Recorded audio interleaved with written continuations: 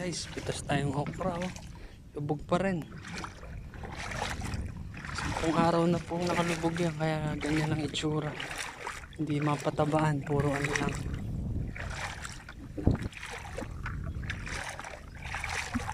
Singit-singit din ang spray gawa ng panay ang ulan. Ngayon magandang panay. Yan, malalim pa rin. Tuhod pa rin ang tubig.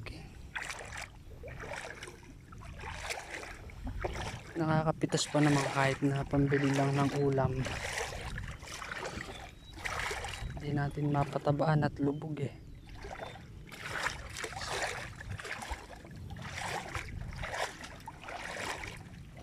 Yan, kaya naninilaw. Naubos ng dahon sa ilalim.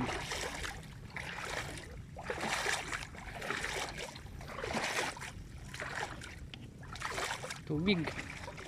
Mabagal kumati ang tubig. Pag di na nagulan, mga 3 araw, tuyo na yan, 4.